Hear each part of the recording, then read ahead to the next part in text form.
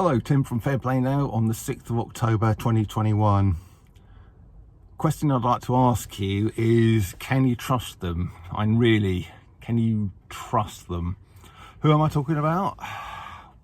Well, it's kind of people in control, people in authority.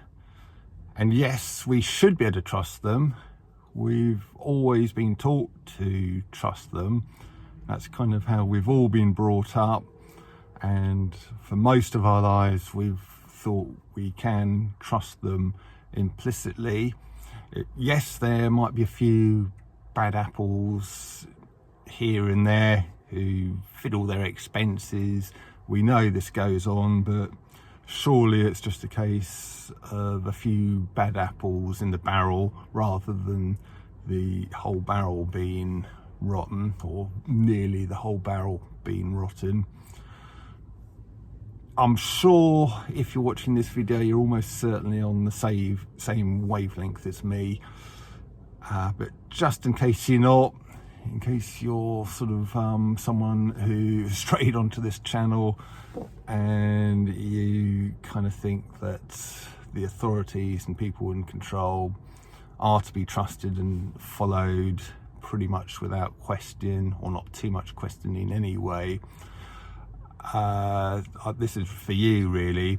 Although if you are on my wavelength, this might be a good one to share perhaps to people who this is really addressed to. Now, before you sort of think, yeah, I can trust my country's leaders and other leaders all around the world implicitly, let me just show you a couple of examples of where implicit trust in authority went horribly wrong. 6 or 7, maybe 8 years ago now, there were a series of horrible aviation incidents where basically the pilots ended up crashing their planes, really because they decided they wanted to end things due to personal difficulties, and decided to take an entire plane load of people with them. Although it's not confirmed, it's still a mystery with the Malaysian Airlines flight MH370. Having seen the documentaries, I think the most credible explanation for that is that the captain decided to take that course of action. And it was certainly the case with the Germanwings flight, where the first officer decided to do that. He locked the captain out of the cockpit and then, well, did what he did. And I think there was another Far Eastern airline where the one of the pilots did the same thing as well, although I think that was sometime before the other two.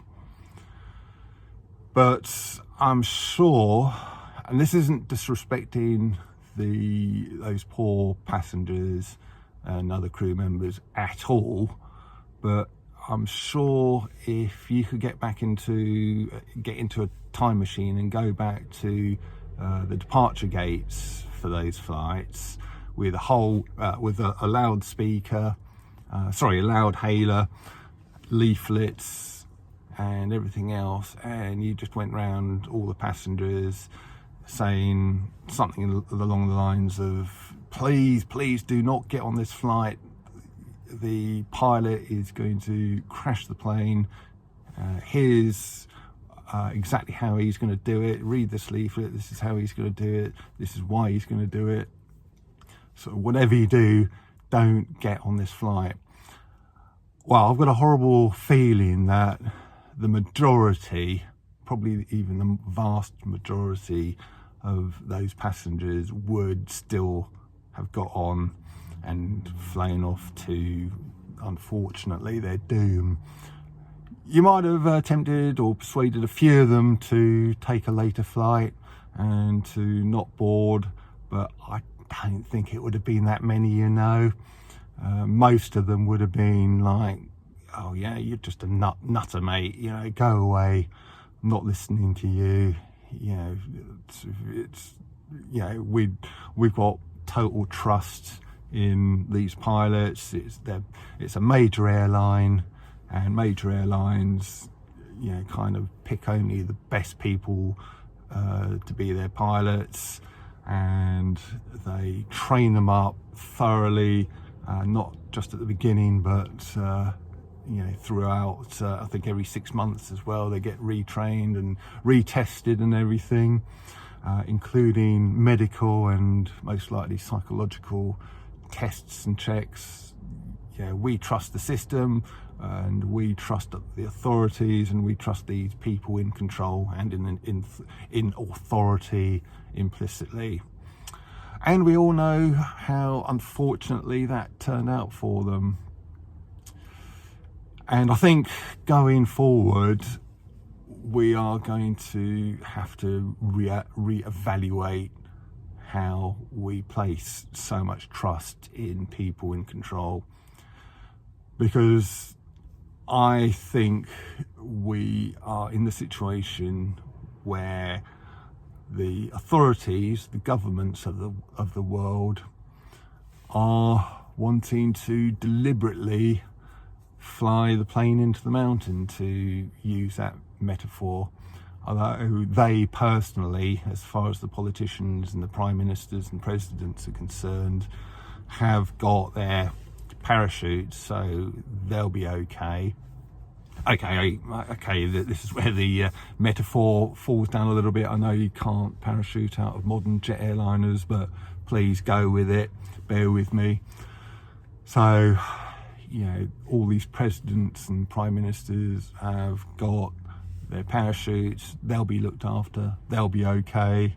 They'll have 500 million or sort of pounds or dollars or whatever it might be dropped into their personal bank accounts, and they'll be able to take their family and a select group of friends with them to safety and parachute out, and we'll be the ones left flying towards the mountain.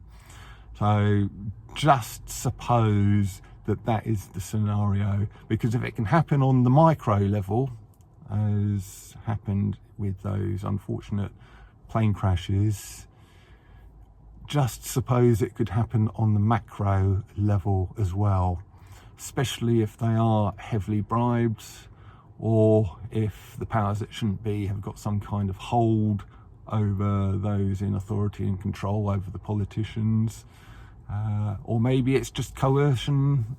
Do as we say and you'll get all this money.